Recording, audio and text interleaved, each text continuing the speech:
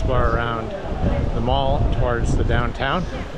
They've got a little meeting area where they're showing the Olympics, and a fairly vibrant eating area over at the bar. All Bar One, Tap and Tandoor, Red Dog Saloon, lots of eating places.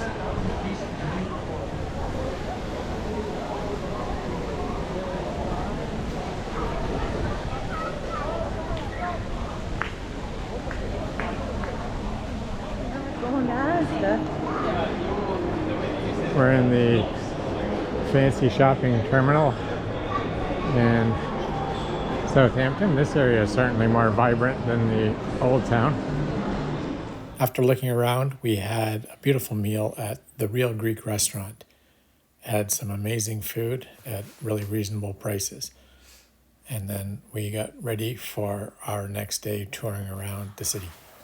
We're looking at the high street going into the more modern part of Southampton, but we are going to take the option of going through the old gates and seeing if we can find a pub in the older part of town, the historical old town. Morning walking down near the waterfront. This is part of the walls of the old town in Southampton, and off to our right is Mayflower Park. We're just going to have a quick little look in here.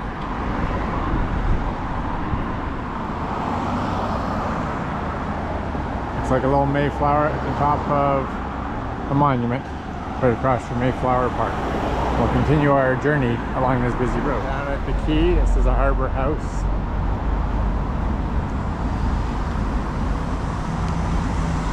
Some of the original buildings back in the time of both the Mayflower and the Titanic. As can be imagined, the waterfront area of Southampton is very, very busy with commercial traffic, but you can see the grandeur of some of the buildings. Southwestern House was where the first class guests stayed the night before they boarded the Titanic to head across. And just down this little street over here is a bar called The Grapes, and that's where the crew members would drink before boarding. This is Canute Chambers, which was once the office headquarters of the White Star Line, the owners of the Titanic. It's a historically important aviation site. It was part of the development of the Spitfire and early aviation in Britain, called the Solent Skies. You can see that first class passengers probably came via train in through this entrance into the grand old hotel before boarding their ship somewhere over here. From this dock area is where the Titanic departed for its infamous voyage across the Atlantic. Currently 2 cruise ships in port, P&O's cruise ship and Princess, as well as some docked ferries for the Isle of Wight and local pleasure craft. Starting down near the port at the old town walls, we're going to do a little exploration. We're going to look for a memorial to the Titanic victims and a monument to the Mayflower.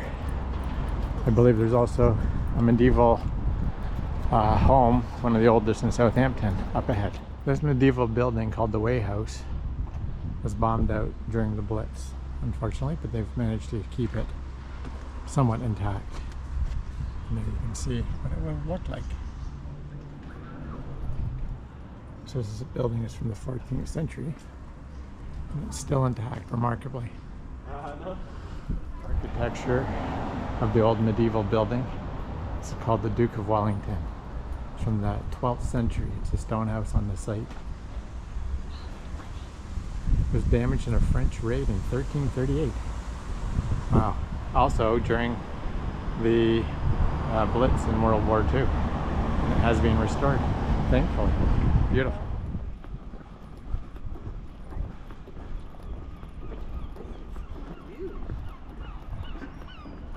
Walking along the old walls of Southampton before we get to the Titanic Memorial. is Anchor Lane. St. Joseph Catholic Church has a table dedicated to the liner's restaurant staff who lost their lives on April 15, 1912.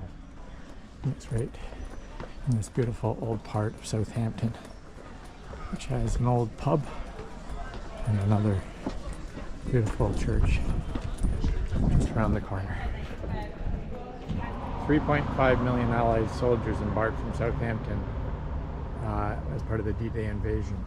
Many actually wrote their names on this wall in case they did not come back, and you can still see their names embedded. There's Joe.